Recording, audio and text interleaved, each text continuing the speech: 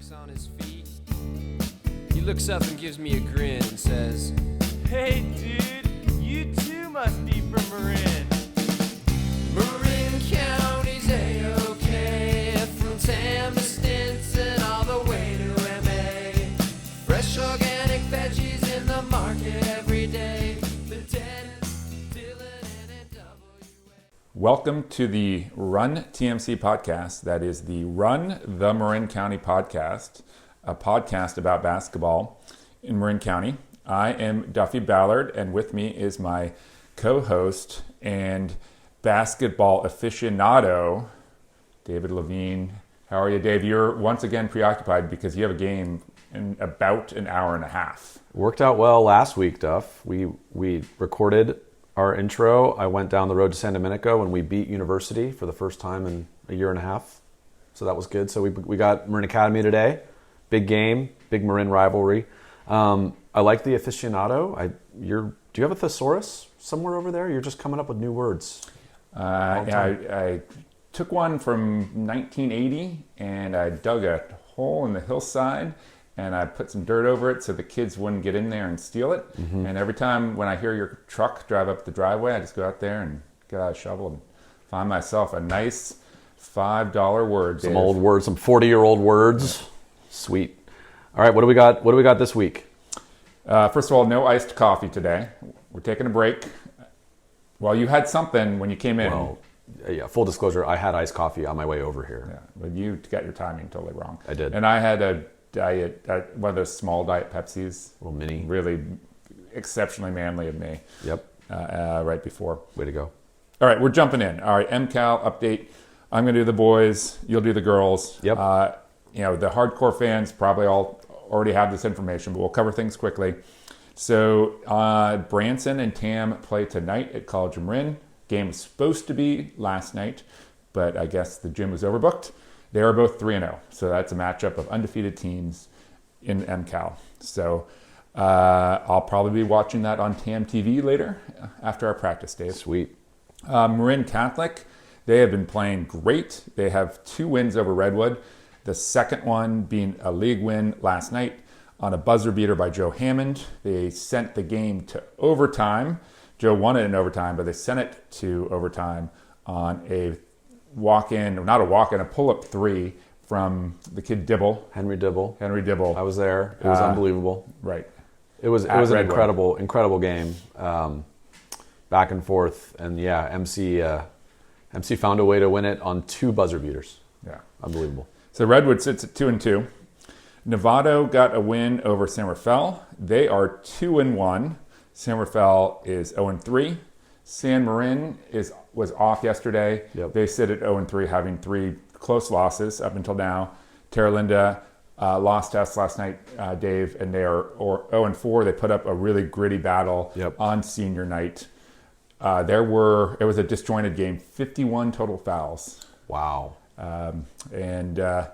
Anyway, it was not the funnest game to be a part of, but we were able to pull out that win by 9 points, and so Archie Williams is at 2-1. Plays San Marin Friday, alumni night.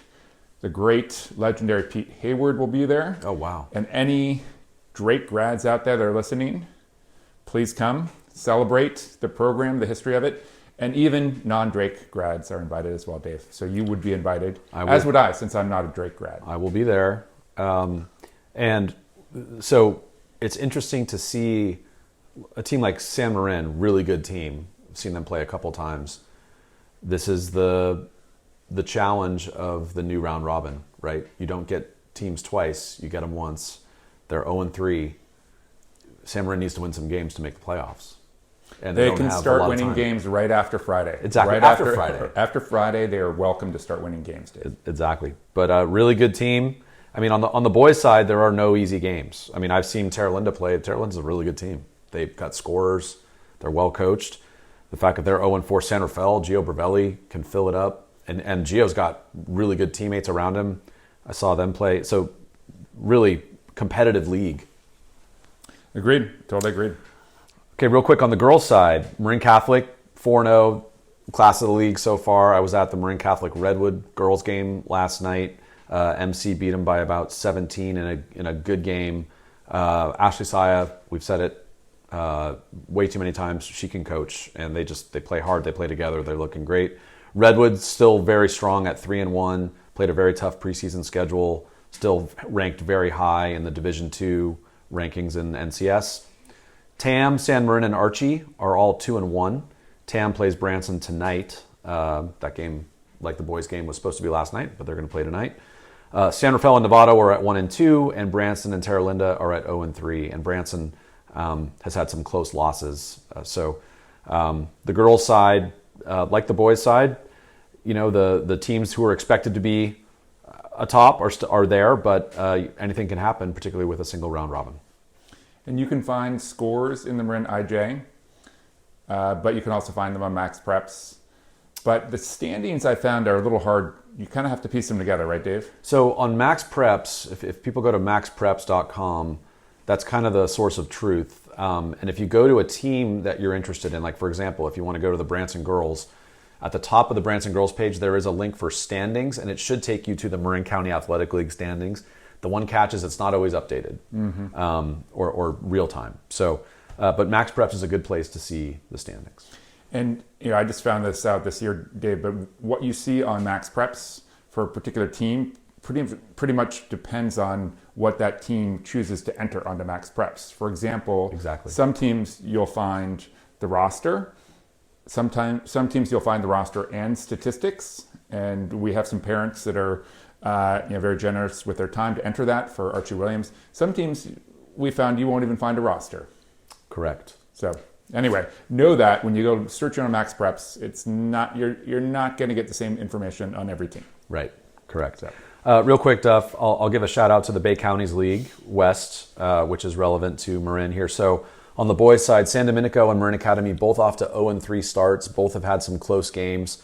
The Bay Counties League is a really good league on the boys' side, particularly with University and Stewart Hall, two teams that will compete for state titles in whatever division they are in for NorCal.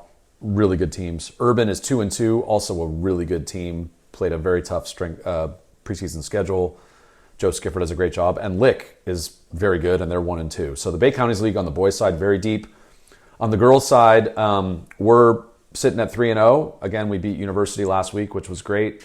They had beaten us 4 times last year, so it was nice to finally get a win there. We faced them again. So with the Bay Counties League, we still have a double round robin, so we play every team twice.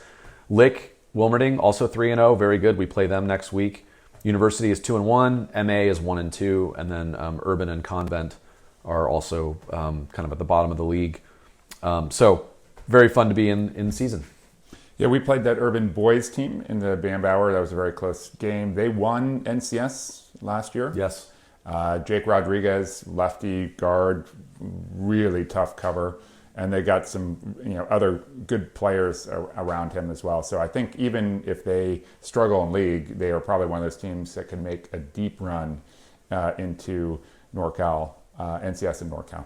And we've mentioned Joe Skiffer, who's the coach there, who played D1 at Boise State. Great player in his own right, and he just has them. He's like an Ashley Saya and Tony Butler, these coaches who, regardless of the talent, the size, they just play hard and they compete. They're not a fun team to play against. Never. Definitely not. Okay, moving on, Duff. We have a little clip, a mini interview that I did with Zach Borello. Zach is the Redwood girls varsity coach. He's also been involved with NBBA for many years. Zach and I sat down at the Redwood gym after one of their practices, and we had a 5-minute chat about a variety of topics, including an update on the second place Redwood girls varsity team. So let's listen to that clip. All right. I'm here with Redwood girls varsity coach and my buddy Zach Borello. Hi, Zach. Hi. Thanks for having me. Nice to see you. Nice to see you. Missed you. It's been a day. Yes. 24 hours. Less than 24 hours. I know. I just wanted to redo this. Yeah, let's redo it. So we're here in the annals of the Redwood gym with Zach, and I wanted to get a quick update from Zach on his thoughts on the MCAL. The MCAL regular season is launching Friday night. So when this hits the air for our listeners, we'll be in season. So Zach, why don't you give me your thoughts on the league, your team, whatever you want to talk about with the MCAL. Well, MCAL is different this year. We're playing a single round robin. So we play everybody once, which means it's got great meaning. If you drop a game, you don't get a second chance at them unless it's the playoffs. So it's a different scout. It's a different look at and view of the league. Yeah. I've kind of gone back and forth whether I like it or I don't like it. I love playing league games. League's hard. Everybody knows everybody, and everybody's scouted and familiar opponents. So league's going to be challenging. It's going to be good. So we've talked about this a lot. It seems so far this is benefiting you guys. Mm-hmm. You've taken advantage. You've played a tough preseason schedule. I know you guys are 10-4. You just won the West Coast, your bracket in the West Coast Jamboree. Yep. You guys, MC girls in particular, really challenging preseason schedule. You've got SI. Absolutely. You played them already. You're playing them again.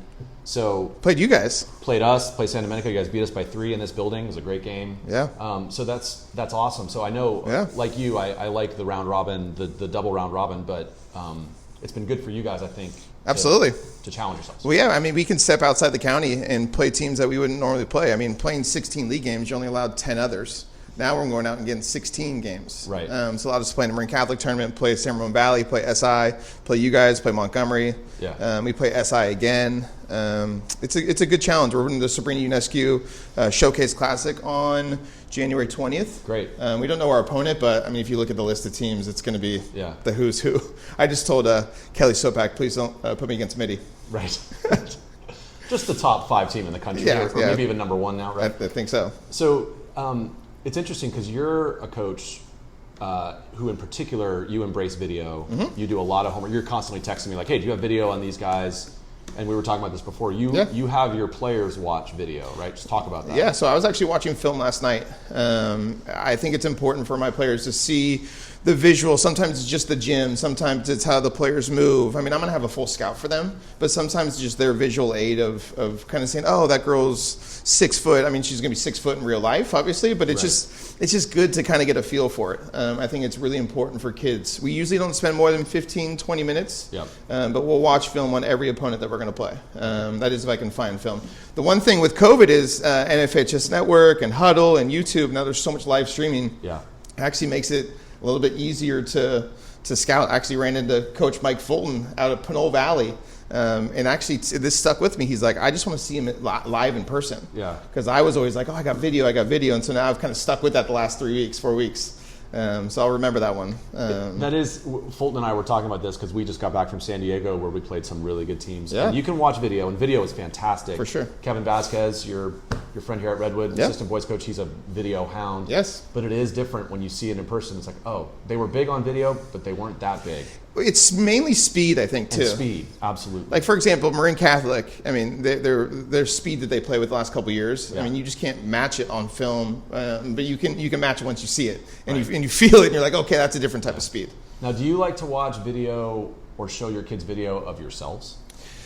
Sometimes. We had talked about this a little bit before. It's hard to watch film. It's hard to watch good things versus bad things. Sometimes when you're in a setting with your teammates, it's like, I'm going to turn the ball over here in about 7 seconds, and I know it. And it's like, it's counterproductive. It's like they know they turn the ball over. It's like telling a kid that there was a bad shot. They know it's a bad shot. Right. I mean, it's a varsity athlete. You don't need to be like, oh, that was a bad pass, or we can make better decisions. I'll meet with them more one-on-one with my coaches, just to be like, hey, you can make this decision a little bit differently, or do you see that extra pass over here, and make it really productive, and it's less over stimulating for the kids. Totally. But I find film is amazing. I watch so much of it. It's probably a little bit more than I need to. That's great. Well, fun to catch up. So let's go. I got another 30 seconds or so. Why don't you give me a quick what's your take on Redwood's outlook for the MCAL? We are deep. I play 10 kids. It all starts with Rue Todd. Yep. She had 28 in our West Coast Jamboree Championship MVP, the Ivory bracket. So that was a huge accomplishment. Maya Sable, shooter, walks in the gym, she's open. Yep. Molly and Ainsley Gallagher, hustlers, scrappy. Ainsley's hit a couple huge threes for us late against Montgomery and in the Arcadia game in the West Coast Jamboree. That was huge. Kitty White, I mean, had an unbelievable freshman year. She's poised to have an unbelievable sophomore year in career here. Yep. Brooke Denler, I mean, it's just she sets the tone for our physicality and how we rebound. Yep. And then I played 4 freshmen. Awesome. So it's a good problem to have. Awesome. We're deep, we're fast. We pride ourselves in defending. We shoot a lot of threes. Thank you, Steph Curry. But it's a fun style. It's a fast-paced style. Yep, that's the game today. Yeah. Well, good luck this year. I'm glad we don't play you again. One of the best teams in Division II in Northern California. Appreciate that. Excited to see where you guys take it. All right, thank you. Thanks, buddy. Thank you. Well, cool. Thank you, Coach, and great stuff. I think maybe just to take a moment to talk about watching film, because that's something that we've incorporated quite a bit at Archie, and I do think it's important. And there are some different strategies, but watching together and selecting using the playlist function on Huddle to create a series of clips it is a very efficient way to look at what the other team does.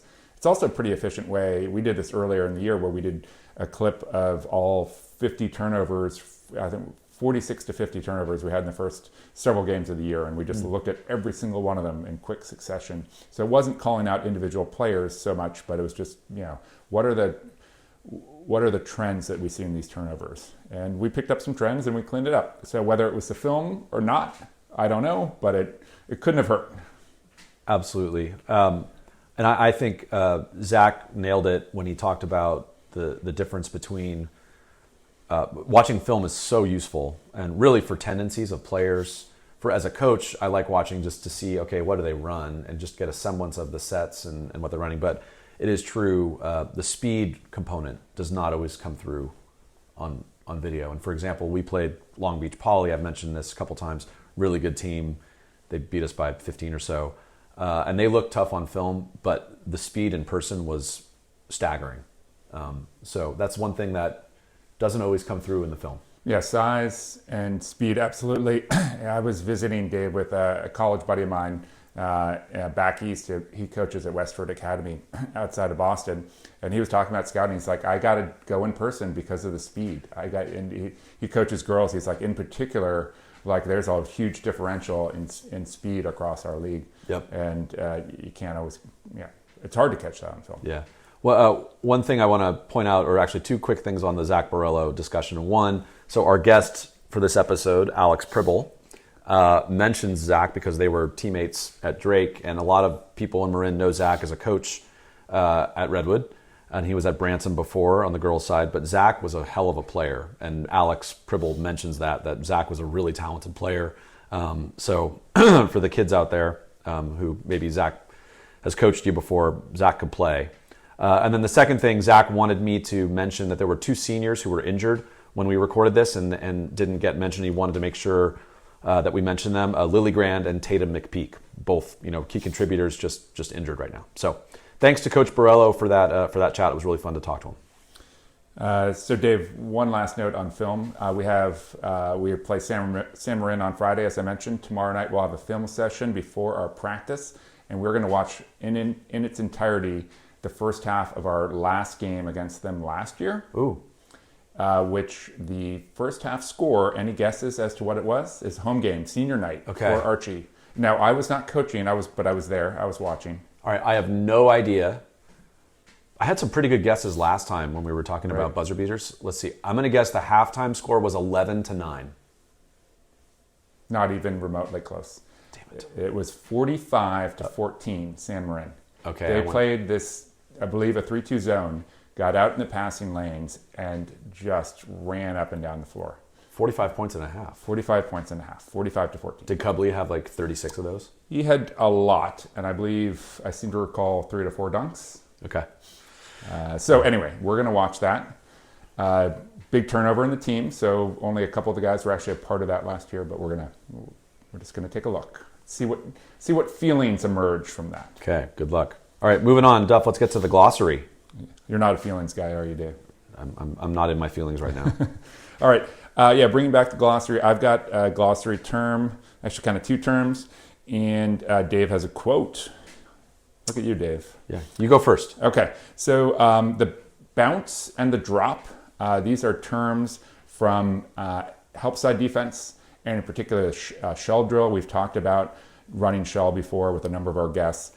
Essentially, the bounce is the baseline help. It's the person that is guarding the farthest on the weak side, the opposite side of the court from where the ball is. And if the ball gets driven towards the baseline, their role is to get to the block, outside of the block, approximately right on the line, and then bounce that dribble attacker essentially off their chest and their arms. So they're walling up, they're getting their hands up in the air, and their goal is to bounce them back so that they don't get to the rim. Then at the same time that that's happening, the defender that is next farthest away from the ball is dropping essentially to the level of the ball. So however deep the dribble gets, that same player is dropping down as secondary help in case there's a cutter coming from the weak side baseline. And so they're dropping there to take away that easy dump pass. So the bounce and the drop, there are a lot of ways to drill this. There's a great drill that I picked up from Coach Gaffney last year, which is essentially a 2v2 drill, but it starts with the coach making a dribble drive towards the block. One defender has to come over, wall up, and bounce. The other defender has to drop, and then the coach with the ball can choose one of the two offensive players who are in the corner and on the wing. They can skip it, and that's live 2-on-2. Scramble, great drill, recover, and help. So on the drop, this is also referred to as help the helper, right? So you have one player who's helping on that baseline drive, but the player who that defender was guarding might cut to the basket, so you got to help the helper, and that's what the drop is. Right. And you'll see teams often get stuck on that, or aren't. They maybe do a great job on the initial bounce, but they don't drop and they give up a layup. Right. To run the zone defense that we call man-to-man defense properly, you have to have a good bounce and drop. Let's not start this, Duffy. Okay, that's a great one. Two good terms, two for the price of one. So I was too lazy to come up with a glossary term, but I read recently a quote that I liked that I will share. Kevin Eastman, who's a coach, he's been a Celtics assistant. He was the head coach at Washington State for a number of years. He's coached at a variety of Division I programs. Great coach. He was speaking about discipline, and I liked this quote. And he said, "Discipline is doing what you should do over what you want to do. Maturity is when what you should do is what you want to do." And I like that. So obviously in the context of basketball and coaching, having a disciplined team is important. Having a mature team is even better, both in terms of playing on the court, practice, ability to kind of focus, get your schoolwork done, do all that stuff. But then this is also a quote that you can extend to just your life, right? How do you manage your life and your time? And as you get older, I think you get more mature. You realize that doing what you should do is what you want to do. Now let's assume that this podcast is what we want to do. Right. Is it also what we should be doing? That's a very deep question. I think the perspective on that would probably depend on who you were and how much time it was taking away from other family activities or job-related activities. There's a concept of opportunity cost in life, Duff. But I think this podcast is absolutely what I want to be doing, and I think it's what we should be doing as well. Okay, well, moving on, Dave. What we should be doing right now is what? Well, I thought you were going to ask me what time it was. We should talk about our sponsors. We should be recognizing that it's sponsor time. Sponsor time. So I'll start. North Bay Basketball Academy, NBBA. We love NBBA. A couple exciting things coming up. So we have some Marin small groups and shooting academy at Terra Linda High School on Sundays. Actually started last Sunday, the 14th, runs through mid-February for 3rd to 8th graders. Go to the www.northbaybasketball.com for more information about that. And it's probably the new gym, right? The beautiful new Terra Linda gym. They put some pennants up there. It's a great atmosphere. Very clean visiting locker room too, Dave. I believe there aren't any like punches holes in the wall or anything like that. Brand new gym. It's got that new car smell. So there's Marin Small Group and Shooting Academy on the mornings on Sundays, and then there's also Sunday night skills and scrimmage at Terra Linda. Players will be separated by skill level and age. So go to the NBBA website to check it out. Thank you, NBBA, for being a sponsor. Thank you, NBBA. And next up is the Hub. We have run the gamut of their prepared remarks with regards to their services. I think that happened 2 episodes ago, but we'll just reiterate that the Hub is a great place for grass-fed burgers, really excellent fries. I think I've mentioned before the Brussels sprouts are a personal favorite of mine. Very good. The salads are healthy but also interesting, and have a lot of variety to them, Dave, and you can get some protein on there. And great atmosphere. We love the Hub. Thank you, Jerry and Rebecca, and the rest of the Hub staff. And then finally, the Nike camps at San Domenico. Our friend Jeff Skaggs, who you heard episode 16 maybe? Great camps in the summer, basketball camps at San Domenico, unbelievable coaching staff, great experience for the kids. Go to ussportscamps.com and look up the Nike basketball camp at San Domenico for more information. But send your kids there. It's a great spot. Yep. Got a great staff there, the Skagger. All right. So we're going to get to our guest, Duffy. And Duffy had the awesome idea. By the way, listeners, most of the good ideas, most if not all of the good ideas that you've heard on this podcast are Duffy's ideas. So just getting that out there. He had the idea. We had Coach Alex Pribble, who is just a great person, such a fun discussion. And Duffy had the idea to break it up into 2 episodes because Prib has so much to say about it. As a player, he had an amazing career, and we get into it in detail. And then he's had an unbelievable career as a coach, where he's currently a Division I head coach at Idaho. So this episode, we talk about Pribble as a player. And then the next episode, which will come out in a couple days, we focus on his coaching career. Right. I'm not going to argue with regards to the ideas, Dave. Thank you for that. I do appreciate it. True. But you know what? You are very good at complimenting my ideas and going along with them, even if they're not good ideas. So yeah, I think, there's, as we talked about before, there's a yin and yang to this. They're all good ideas, Duff. So sadly, this was a great interview, and Prib is one of my favorite people. The problem is Duffy's audio went out midway through the interview. So you'll notice that we lose Duffy. We were doing this on the web because Alex was in Idaho. So we lost Duffy, which is sad, but he still could hear us. So you'll also hear there's a clickety clacking of my keyboard. Sometimes that happened more really in the second episode. I apologize for that, but that was Duffy and I communicating. I wanted to make sure I could ask the questions that Duffy wanted to ask. So anyway, this first episode, we focus on Prib's playing days. We go through his whole background. I won't rehash it here. It's a great listen. He's an awesome guy, and he's a great ambassador for Marin basketball.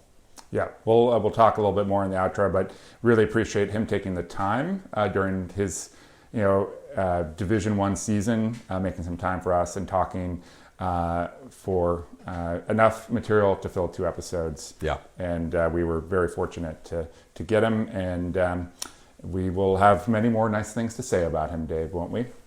And I should say, this is episode 21. We didn't mention that. Yes. It's episode 21. And before we go to the interview, remember that you can find us on the web at the Run TMC podcast website. You can email us at the runtmcpodcast@gmail.com. You can find us on Instagram. And we will also, as mentioned once before, we will be doing a sponsor pledge drive that will be before our next episode, episode 22, which is the second part of the Coach Pribble interview. So there we go, Dave. Sounds good, Duff. Housekeeping stuff. All right, should we get on with the interview? Let's get to Prib. All right, take it away, Coach. All right, we're going. Coach Alex Pribble is with us. Prib, thank you for joining us. Oh, it's my pleasure, guys. Thanks for having me. Love what you guys are doing. So we're honored to have Alex Pribble, and Duffy, in his infinite wisdom, has had the idea that we were going to kind of break this up into 2 different episodes, which is a great idea because Alex has so much to offer, both as a player and as a coach. So we're going to start off talking about his playing career, and then we'll go into his coaching career. And there's a lot to say about both of them. So, Prib, I'm going to do your background so that our listeners understand. I think a lot of them probably know who you are. You're a legend in Marin. Fairfax native, right? Yep, that's right. Graduate of Drake High School. Duffy, how many Drake grads now have we had? Is this like number 48? The exact number that we should, right? It's completely proportional. Totally. Prib 2003, is that right? Yep, that's right. 03. Okay, played for Doug Donnellan on some good Drake teams. We're going to get into your Drake experience.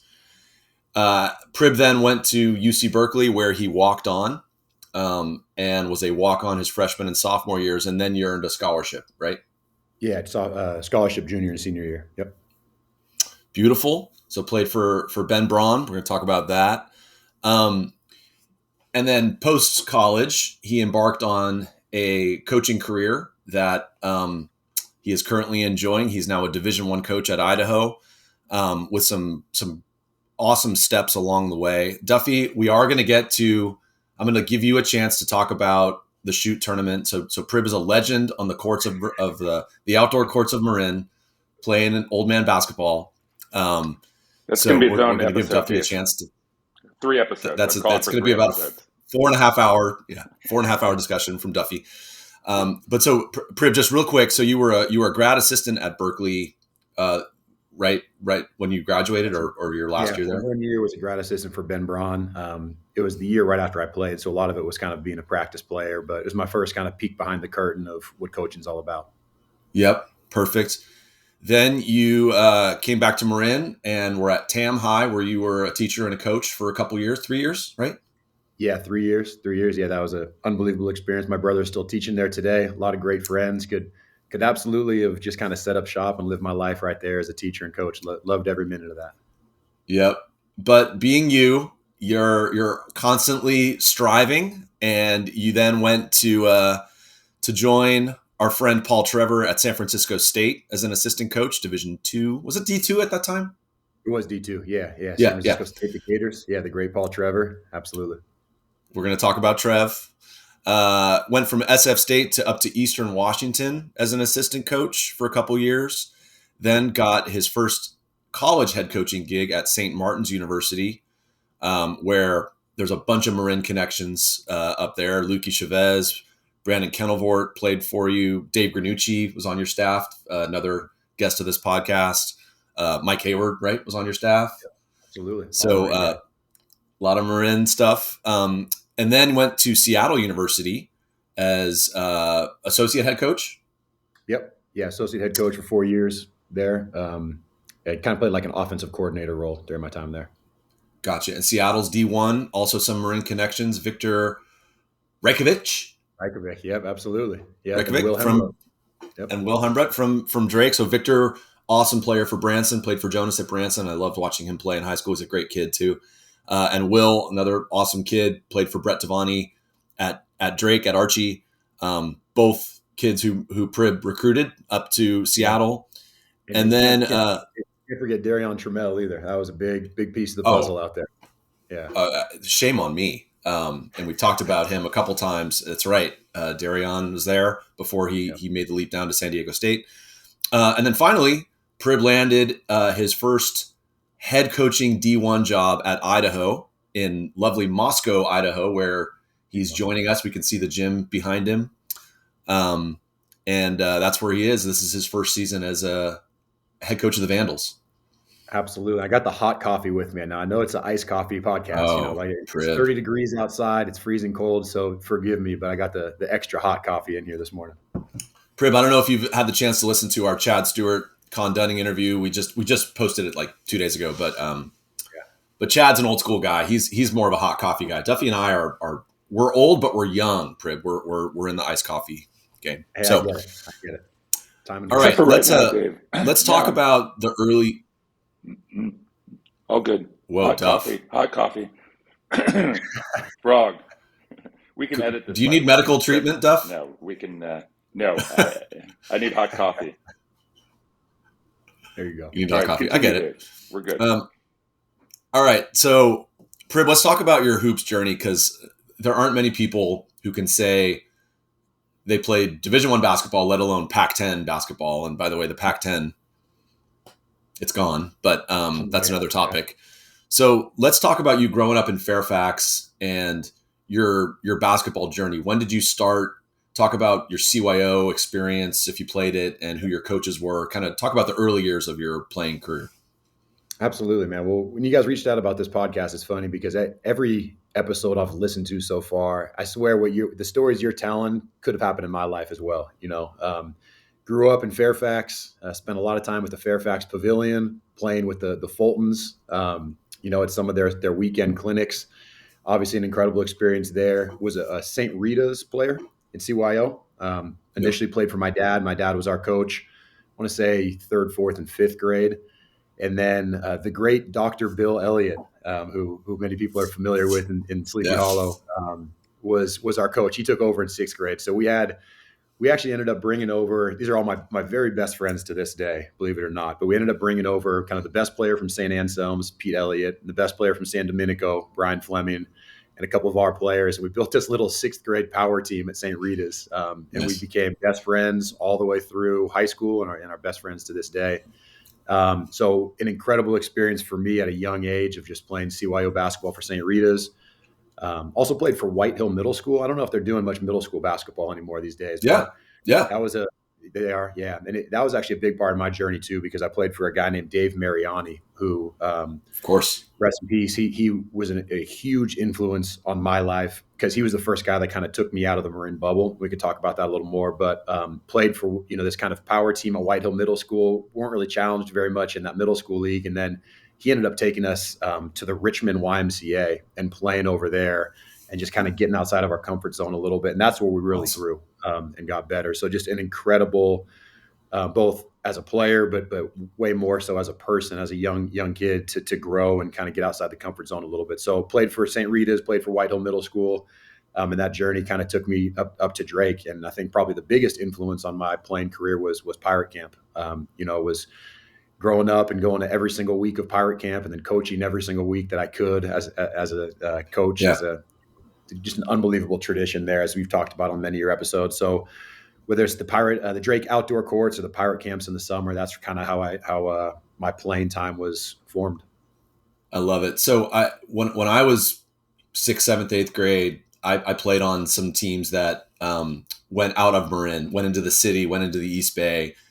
And we talked a lot with you. I know you listened to the Poser Granucci episode about the value of playing with and against players you don't know, right? Yeah. And how that's such a learning experience. It takes you out of your comfort zone. First of all, it's a challenge, right? I mean, you're playing against a broader pool of people, but you also got to figure out kind of on a social level, how do you walk onto the court with people you don't know, right? And you're such a personable, energetic guy. I think that was probably, some of that was informed by those experiences when you're young, putting yourself in these situations where you're playing against people you don't know, right? And with people you don't know. You're spot on. And it's true with all sports across the board. I played basketball was my love, but I played, soccer a ton. I played baseball all the way through high school, all that kind of stuff. But on the basketball court, you form these bonds. You get to know people really quick. I love hearing your guys' stories about all the pickup ball you're playing and, the over 35 league. I wish I was down there to play with you guys because, you create these relationships on the court. And when you're in Marin, you form these tight bonds and you're kind of in that bubble. It was a very special experience for me growing up.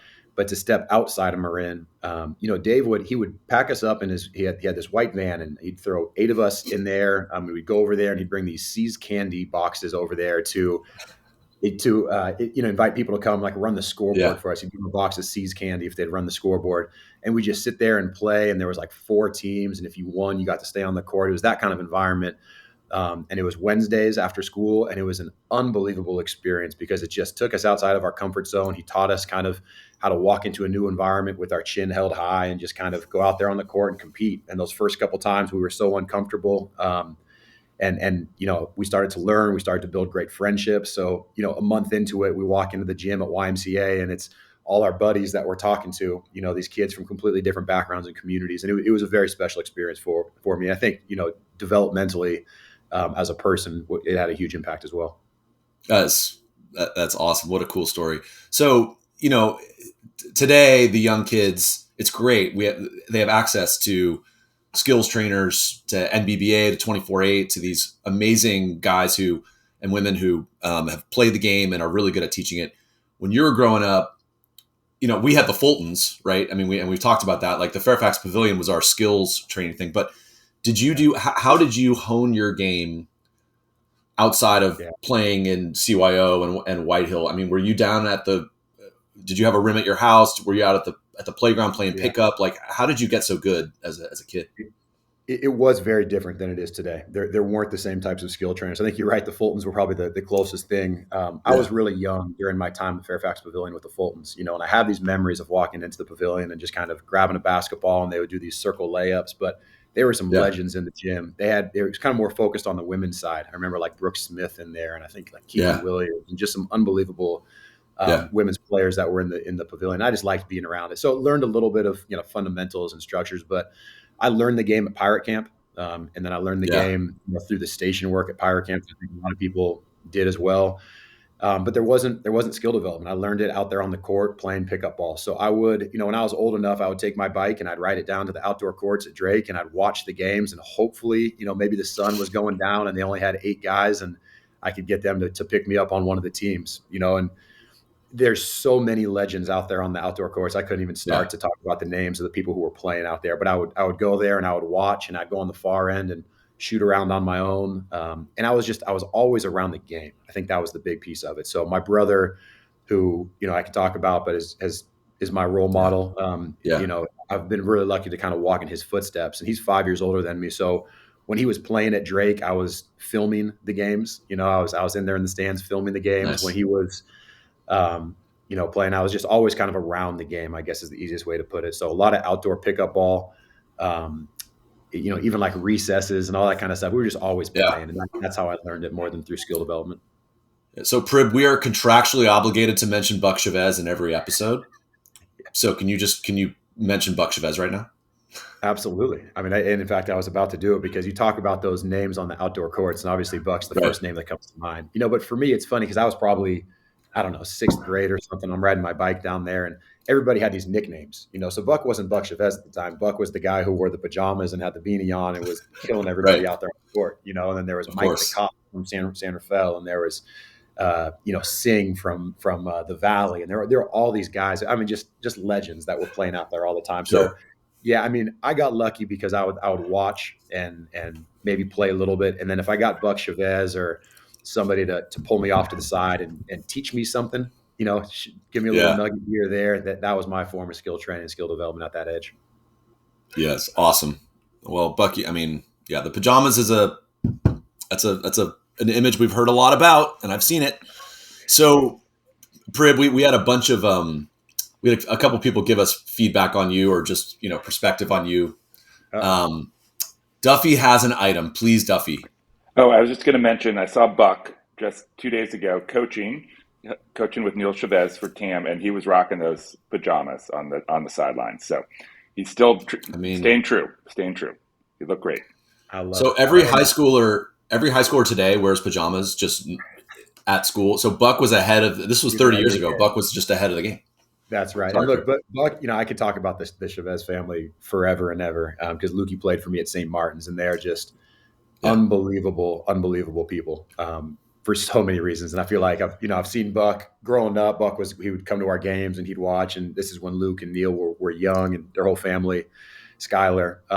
But Buck is also just genuinely an incredible person. So him coaching, him being around the kids is such a valuable thing for everybody. Even when we were up at St. Martin's, Buck would be rallying our fans, and he'd be talking, and he's an incredible person, a great spirit about him.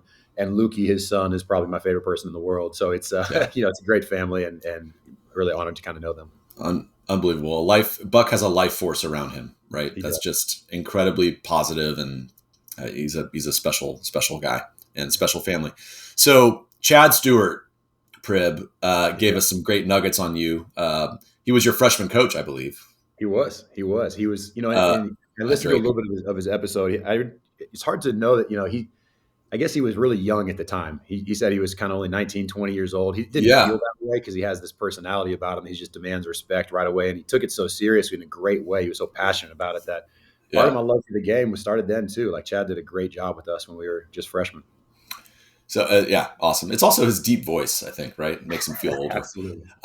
So he a couple things he said about you that I really liked. One was your work ethic, and you're the classic, like you see it in, in bad movies, the kid who's just always got the basketball in his hands, and then he goes on to be, point guard for the Knicks, right? That's you. Like you were that kid that just, he said you were like Pistol Pete. If you saw Prib walking around, he was dribbling a basketball. You had a ball in your hands. I was kind of like that. I just never became as good a player as you were, but you just loved it, right? And so was that just innate for you, or was that maybe because your brother, who you said is 5 years older, did he, like, what drove this love of basketball for you when you were a kid? Yeah, but I appreciate it. I appreciate him saying that. It didn't really feel that way for me, to be honest. It kind of just felt like that's where I was comfortable. Just growing up as any other young kid in Marin County, some people have little gadgets that they're playing with and just keeping them busy and keeping them focused, or now they got the screens. And for me, it was a basketball. So yeah, I mean, Pistol Pete, obviously that was a great movie, and maybe that gives a little bit, but I had the Drake Camp basketball. I had the green and white basketball in my hands, and I just walk around town, and that's where I was comfortable. So my friendships were formed on the basketball court, and were formed on the soccer field and the baseball field, and so I was just always playing sports. That was kind of my comfort zone. So yeah, it was a work ethic thing from the standpoint of I loved doing it, and so I was there all the time, and I was always around it, but never felt like work. Just always felt like something I loved, and even to this day, like I'm so unbelievably grateful to have my day to day be basketball, be coaching basketball. And we, we can talk about that plenty more in the future, but I tell you what, like I try not to have a day pass me by that I'm not grateful to recognize, like, look, I get to show up to a gym every day, and I get to coach young men every day and play, be around a game I love every day. So that's never left. So call it work ethic, or just call it getting lucky in life. I get to be around sports every day. So created your own luck, bud. So that's a good segue into your Drake time, because Chad mentioned also that you were pretty small as a freshman. Yeah, absolutely. You were a skinny, small guard, right? And then you I grew. don't know about skinny, but I was small for sure. You're small, yeah. All right, fine. Some Phyllis's Giant Burgers, maybe. So you grew over your high school years, right? But I mean, Chad kind of made the point that you developed these skills, kind of a small little guy skills, right? You could handle, you could shoot it, and then as you kind of grew into your body, those skills were so valuable. We talked to Dave Granucci about kind of the same thing, that Granucci grew consistently, but he grew up. His dad was his CYO coach, and he was taught you got to handle the ball. Even though I remember playing at the Pavilion with Dave Granucci. He was not a very big guy when he was in 6th and 7th grade, right? Yeah. So did those guard skills when you were a little guy help you as you got older? I think that was a big part of it. But I would maybe take it one step further. Like I said, there was no skill training. There was I wasn't sitting there working on my ball handling all the time, or doing these Steph Curry shooting drills. It was nothing like that. I just played the game so much that I think I had a pretty good feel for the game. And I would honestly, I'm a big proponent of playing multiple sports. I think that my ability on the basketball court was directly related to just kind of spacing and concepts that came from the soccer field. I really think, I believe strongly in that. Kind of having a good feel in other sports that I played led to success on the basketball court. And so, yeah, I was small, and I kind of developed some point guard skills, and that definitely helped. But as I grew, I think it was between my sophomore and junior year, and got a little bit bigger, it was more, I think, just kind of a feel for the game that helped me be successful more than a specific ball handling skill or shooting ability.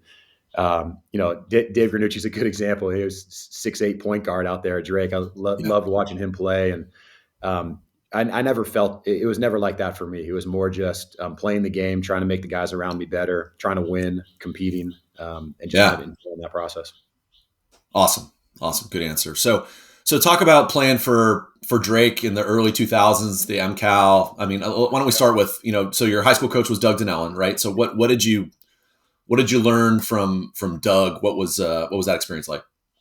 Yeah, Doug was and is a huge part of my life. He, for so many reasons, he was a great coach. For me, I think about coaching as teaching and coaching as leadership. And Doug was both of those things. So when I was really young, he was kind of a larger than life figure. His pirate camp, sitting there at the table, where Pete Hayward used to sit. He's right there in the middle. Maybe he'd call you over, and if he was talking to you, it was like this. The mayor of town was wanting to say Right. something. Right. He kind of had so we always kind of held him in this, on this big pedestal of Doug Donnell, and man, how special of just a kind of a role he had in the community. And then as I got to know him more and I got to play for him, he taught me a lot of important lessons. He ran that program much like a college program where the accountability was very high. I've heard some, Tyler Gaffney and some of the people on your program or on your podcast talk about, running a program and just how invested you have to be. And Doug was that. I mean, Doug cared so deeply about the players in his program, cared so deeply about, the success of his program. So he put together these detailed practice plans, incredibly in-depth scouting reports. He had us prepared. Guys loved playing for him. Just from my experience with him, he was a fantastic basketball coach and a great leader for us. And even to this day, man, he's had an impact in my life in a lot of ways. He's still a guy that I text and call and talk to because I know he cares about me. And when you have coaches that care about you, that's all you can really ask for. Beautiful. So how were your teams when you were there? Pretty good. We won a regular season championship, and I think it ended short. I've got some sour memories about that, just like I'm sure we all do. But at the same time, it was a great run. We were okay. Kind of my sophomore year, I got a good opportunity my sophomore year to start playing a little more. It's kind of where my career changed as I grew a little bit my sophomore year, and ended up starting during that season, and kind of we got better over time. Then my junior year, we were solid. My senior year was kind of the culmination of that group of guys that had been together for a long time. And the league was fantastic at the time. Guys like Alec Von Telrop over at Marin Catholic, and Michael Turner was a sophomore at the time. Tim Morgan at Novato High School. There was so much talent. Jada Maestri, who's now obviously the Redwood coach, who was at Tamalpais High School at the time. So just really talented players.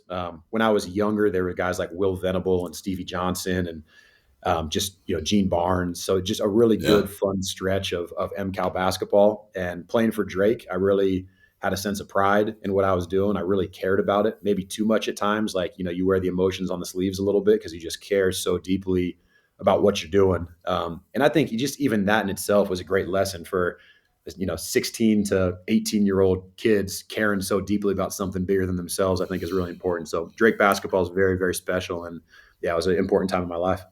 That's awesome. And I want to give one shout out, to our listeners who may not know Jada Maestri, who's on the sidelines at Redwood. The dude could play. Oh yeah, absolutely. I bet he still can. He shoots the heck out of the basketball, man. He's big time player. I know.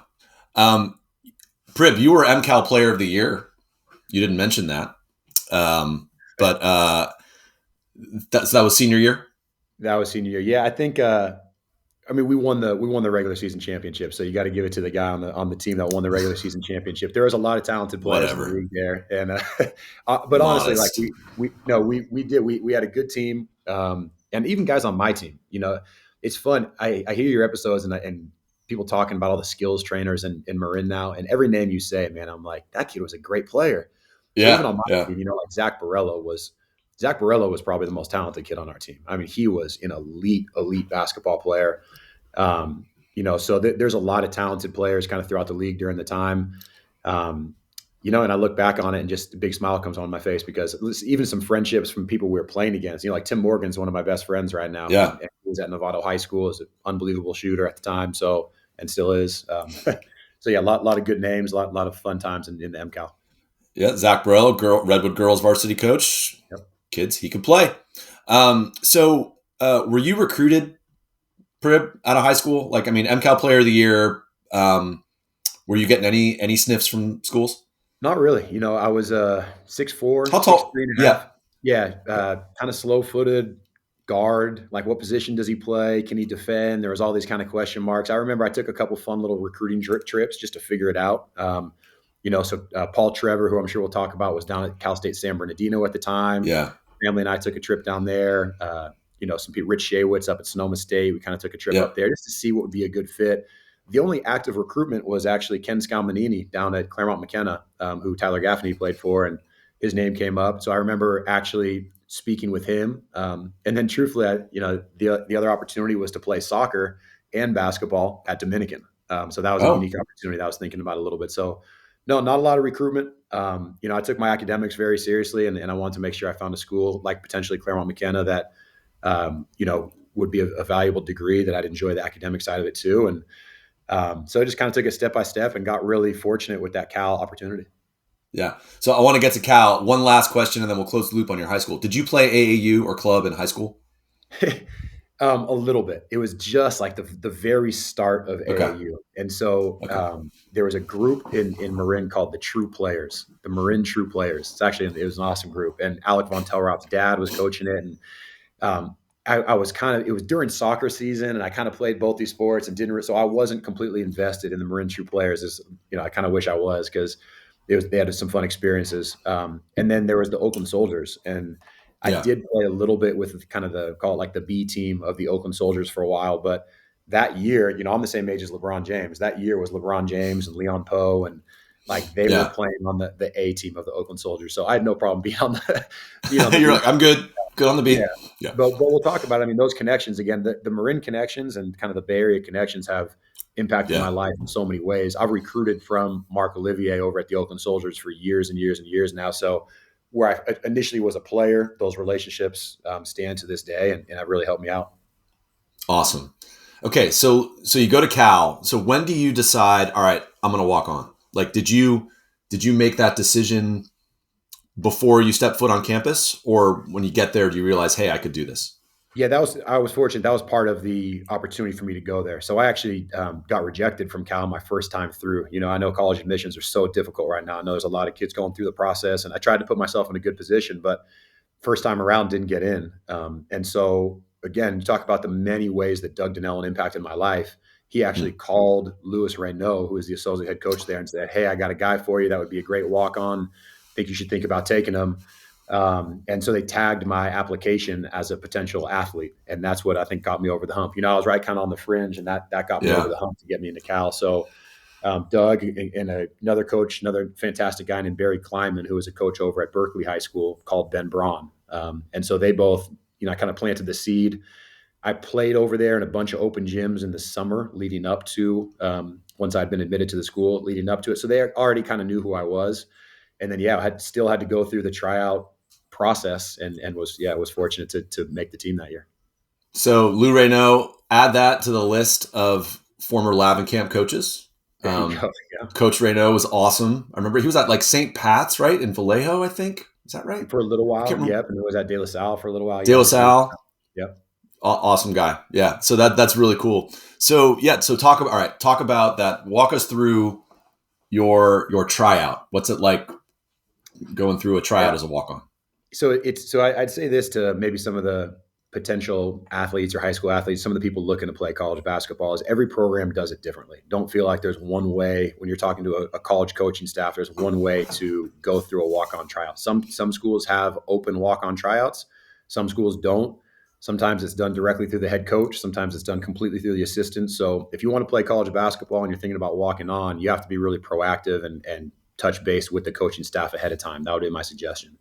My tryout was first week of school. We went there and there was probably 30, 40 people that were trying out, but I was one of the people that they already kind of knew. I already had a bit of a relationship with the players, and it started as a 1 day, 2-3 hour tryout, just kind of competing. There were some drills in the beginning, some running in the beginning, then just kind of competing. And it's tough to tell, just like I hear you guys talking about the CYO tryouts, it's tough to tell in one setting, really how good you are. And so a lot of really talented players during that time. And it was as old school as it gets, right? It said, all right, show up tomorrow morning at 7 a.m. And if your name's on the door, you made the team. And so we show up the next morning and there's a piece of paper on the door and there's 6 names on the door. And we're like, wait a second, they didn't take 6 players. So we all went into the office and they said, we're going to give you 6 guys a week to compete with the team. And potentially someone will make it, maybe somebody won't. So went through a whole week of playing with the guys, started to feel more and more comfortable when we were out there kind of competing with the guys. And at the end of the day, 2 of us made the team. And I just remember seeing my name, with one other guy when we officially made the team, and, walking down the stairs of Haas Pavilion and tears rolling down my eyes, calling my parents, those are special memories for sure. So that's amazing, man. Yeah. Cal was the team I always grew up loving, that was my team. And so to realize I made the team was pretty special for me. That's amazing. I mean, Talk about pressure, right? I mean, Yeah. That's good for you, man. That's not easy. Duff, please. Yeah, when we were talking to Mike Sy, remember Dave, he picked out one play where he just got, totally knocked over by the biggest guy on the floor, and it was either a charge or a block, but he immediately just gave the ball back and, called the block, called the foul on himself. Do you remember any single, plays like that, or any intentionality you had during the tryout that you may have nudged you over the line and onto the team? Yeah, I kind of have the sense that they knew who they wanted to take. Like they were putting more credit into just kind of the things that Doug Donnell and Barry Kleiman said beforehand. But yeah, there was so much kind of pressure in the tryouts. I absolutely remember the tryouts. I remember they were doing a passing drill, and in the passing drill, it was like, all right, 2-hand passes, name calls on the passes, and you have to hit the outside hand every time. Just kind of like a traditional passing drill.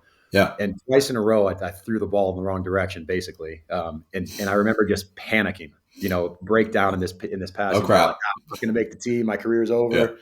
Yeah. And then, I remember kind of later in the tryout process when we were competing with the team a little bit, making a couple of good plays and, some of the coaches making some comments about some of the plays. And I felt better at that time. So, yeah, those things are still crystal clear in my mind for sure.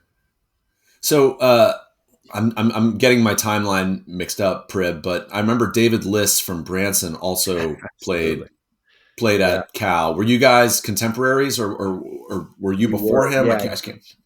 Dave, a great friend of mine, was a freshman when I was a senior, I believe. Okay. And so, he came in after me, walked on for a year or two. And then when Braun ended up leaving, he went down and played in those Claremont Pomona schools down there and had an unbelievable career. So Dave from Branson, great player. Yeah, great person. Yeah, it really, it was fun to have him along for the ride for a couple of years. Yeah, he was awesome. So now you make the team. You go through this baton death march of a tryout. You make it. How do you stack up as a player on that team when you're freshman, sophomore year? Yeah, that first year I didn't at all. They were just coming off of a run to the Sweet 16, I believe. Richard Midgley hit a big shot to kind of one of those typical NCAA buzzer beaters over North NC State to bring him to the Sweet 16. And, now all of a sudden that's my teammate. And I'm like, wait a second here. It didn't feel real. So I was just soaking it up. I didn't travel. I traveled with the team one time. It was very much kind of a traditional walk-on, trying to do my best in practice, but I was all about the team. So anything I could do to help the guys around me, I would do. And I think I kind of earned respect throughout that year, just being on the court, being a practice player, being a scout team guy. And that time, it was valuable for me. I settled into school. I settled into my routine. And then by my sophomore year, I felt much more comfortable. By my sophomore year, you just kind of got to stay ready. And so there were some injuries that happened, and all of a sudden my name was called, and kind of made the most of those opportunities my sophomore year. Yeah. So you played in, I think I saw somewhere you played in 76 games in your Cal career. Sounds right. Yeah. That's pretty impressive. So any notables, any games where you lit it up, any games where you shut down somebody? I don't know about give us your highlight reel, Prib. Yeah, I'm sure my highlight reel includes a whole bunch of charges and a whole bunch of fouls. I think that was probably the highlight reel. But I tell you what, I think what that team needed from me, and that's the deal as a walk-on. It's like, where can you create value? And what that team needed from me was just a competitiveness. I came in with a really good freshman class, but maybe not the most competitive guy. So they needed some competitiveness, and that's what I was during my 76 games. I guarded, unbelievable players. Guarded guys like Brandon Roy and Nate Robinson, and I could go down the NBA list. Players. High level Aaron Aflalo at UCLA, high level NBA guys. That sophomore year, we played Jameer Nelson and Delonte West, unbelievable players. And I was a slow-footed sophomore trying to figure it out. So I would just play really hard. I would try to be locked in on the scouting reports. I would use my fouls wisely, no joke. The game was different then. I think it was a much more physical game. You could be much more handsy. I was just hanging on to guys for dear life, trying to make sure I didn't let them score. And Drake gave me a lot of tools defensively to be a good positional defender. So didn't turn the ball over and defended my tail off and found a way to stay in the game and help my team a little bit. Did you notice when you're going through practices at Cal? I mean, because I hear about Doug being super prepared and meticulous with his practice plans. And I played for Honeck, and Honeck was like that. Yeah. And it felt to me, and I've talked to people, it's like, Jonas's practices at Branson, those were like college practices. Yeah. And I've heard the same about Doug. I mean, did you get that sense? Like, so when you're going to a Ben Braun practice, Yeah. was it didn't feel that foreign to you, right? Because you already had this coach who the practices were so detailed and structured, right? No, not at all. It didn't feel like any jump. The Drake practices felt just as competitive, just as serious, just as organized, if not more so than some of those Cal practices early. And I've heard the same thing about Jonas. It's tough to compare coaches because you only play for one of them or maybe two. And, right.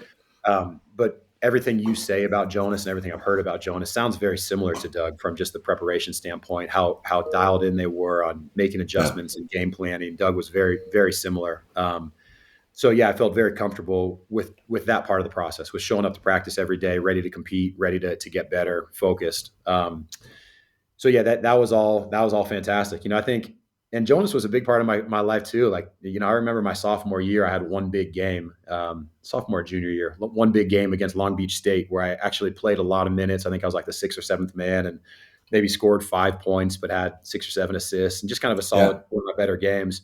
And I remember Jonas being there at the game with his son, Isaiah, and walking up after the game and making some great comments. And he's just such a basketball legend that if Jonas tells you played a good game, it's like, man, I must have done good tonight. It's one of those That's things. high praise. Yeah. So that's very cool. Coaching all around for sure. Yeah. Duffy. Angela We can't hear is you, off Duff. to get me. Frozen. Angela's off to get me some hot coffee. Just an update from my Can neck you of hear the woods Duff? here. I can't. No, I think we lost Duff. Can't hear me? Okay. Yeah, Duffy, your Wi-Fi's not good. I'm sure you're saying insightful things. I'm nodding. So, Prib, any notable? So you mentioned like Jameer Nelson, Delonte West, that stuff. So your junior senior years now, you're on scholarship. How were your Cal teams? We were okay. Yeah, my sophomore year, when I started playing a little bit, even though I was still a walk-on, we went to the NCAA tournament. Lost in the first round on a buzzer beater, which just is kind of the way it works. But it's March, man.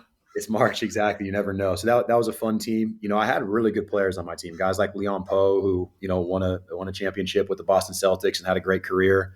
Guys like Ryan Anderson, who I think was kind of like basically the first kind of stretch big man, or the first one that led to a huge contract. He had an incredible career with the Rockets and other teams, and he was a huge part of our success there. We had really, really talented teams. We were kind of up and down throughout my career. I think that sophomore year team was our best, but played against great players and had some really talented players on my team for sure. Really fun. Yeah. So I want to talk about your. I'm interested. So with perspective as a college player at Cal, coming from Marin. We've talked about what Marin did for you and all the great things this community. And actually, this is a question that Duffy's brother, Chris, asked, which I love. He said, so talk about what Marin doesn't prepare you for in the basketball world. Now, you hit on this a little bit with Mariani loading you guys up in the bus and going to Richmond and playing, right? But I guess talk about the kind of the downside of Marin when you're in the context of playing D1 basketball. Yeah, I think I was very fortunate that I had that experience with Mariani. I think for maybe young kids who don't have that experience to step outside of the Marin bubble, I think it can be very limiting. You can be a bit of a big fish in a small pond, so to speak. Now, in today's day, there are club basketball opportunities, and I was one of the first coaches with MBBA and Rick Winter, and they started to do some things where they're traveling, and the opportunities that some of those guys have now to travel nationally and get exposure. I think that helps with it. But Marin, especially at the younger ages, can be a bit of a bubble, and you can be a little bit limited because there are a lot of bigger, faster, stronger, more competitive, maybe a little nastier players out there. And if you're not used to competing at that level, it can be tough. But, I've always felt like competitiveness was maybe one of my strengths, that when we're out there on the court, it's just basketball and I have a little fire in my belly to go out there and just kind of get after it. And I think part of that was stoked from those Mariani days of going out there into a new environment and just kind of having to prove yourself, having to go compete, or maybe even the Drake outdoor court days of just, playing against against grown men, people that are working their 9 to 5, and then they come back and play pickup on the outdoor court. And if you lose, you're off. So you better be there and ready to compete.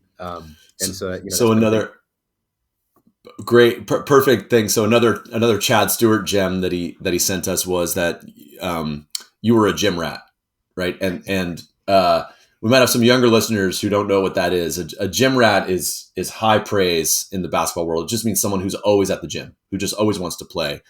And so he mentioned you were like every week of Pirate Camp, you were there. You would stay after to play. You were at every Drake game as a kid. You never left the gym. So now as a coach, and we're going to get into your coaching, we have a lot to ask you about coaching. But kind of, do you look for the gym rat? Oh yeah, absolutely. Hey, look, I would coach Pirate Camp, or what is it, Falcon Camp now? I would coach Falcon Camp right now. If Reed Nottingham called me up and say, "Hey, Crib, come work a week of camp," I would be there.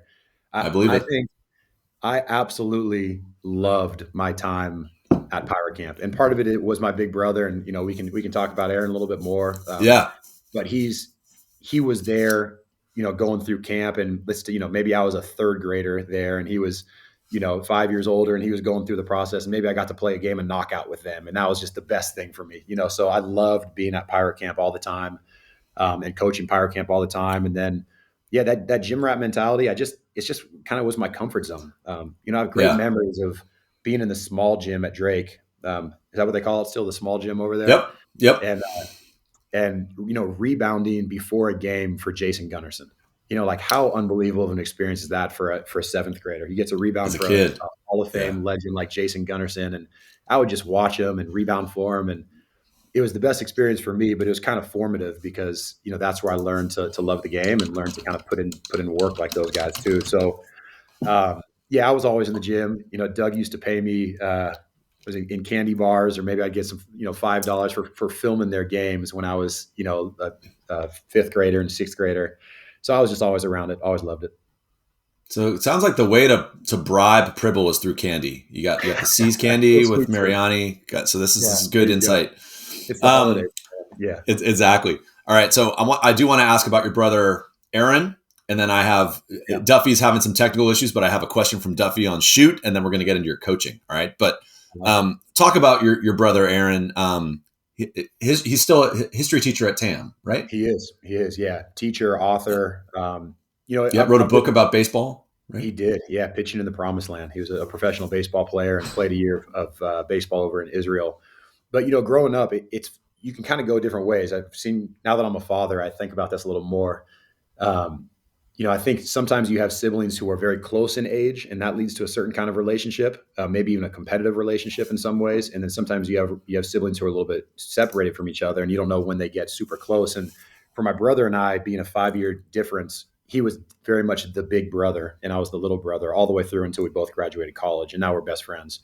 But during that time, I was so fortunate because I had this incredible role model who I could just kind of walk in his footsteps. And having great parents and having a great older brother, it's like you don't get much luckier in this world than something like that. And so, he's a teacher. And to me, like, teaching is the most important job in the world. And I hate to kind of compare like that, but I have so much respect for people who give their lives to teach. And so even to this day, I'm like, hey, am I doing enough to give back to the community? Because look at what my brother's doing. Look at all the time he's given and how much he cares about his students. And he wrote a book. So should I write a book? It's that kind of mentality. Should, man. Yeah. He's been that role model, that hero for me since day one. He's still just a teacher who gives his life to, I say just a teacher, meaning like he's all in on helping the people around him, in that community. And he's just a role model for me. So yeah, very fortunate. Very cool, man. Very, very cool. Say the name of his book again so we can plug it. Pitching in the Promised Land? He's actually got a few of them now, but that book was called Pitching in the Promised Land. He's also done one on, he's an academic, right? So he's also done one on writing within the social studies department. So a great, book that's used kind of when they're teaching teachers how to, develop writers within the social studies world. And so he's written a couple books. He's a great author as well. Very cool, man. All right. Prib, here is Duffy's question about playing old man basketball on the outdoor courts. You ready? Let's do it. Pribble came out to play in an old man tourney with a bunch of youngsters and some old hackers. And then some really good younger players like Pete Elliott and John Elliott. But Pribble was the best out there and was getting hacked a lot, including by Duffy and Duffy's brother, Chris. How did you handle that? Somewhat ironic, since your job at Cal was to harass the other team's best player. I don't remember getting hacked. Maybe it happened, but I tell you what, I do remember not winning the tournament. That was one thing that stood out in my mind, is that we got bounced probably by the Ballards, partway through the tournament. Yeah. Those were the best, man. The Marin basketball community. Sorry if I'm kind of gushing about it on here, but that's great. It's such a special place for so many reasons. I'm sure they're still playing those outdoor pickup games at Brookside. So whenever I was back in town, this is post Cal, or maybe even during Cal, I would come back and play in those tournaments. I'm in my office right now and I'm looking over my shoulder, and I have this. I used to have a Tiger Woods bobblehead, which I think was the MVP trophy for that shoot tournament. So that's still on my mantle over here.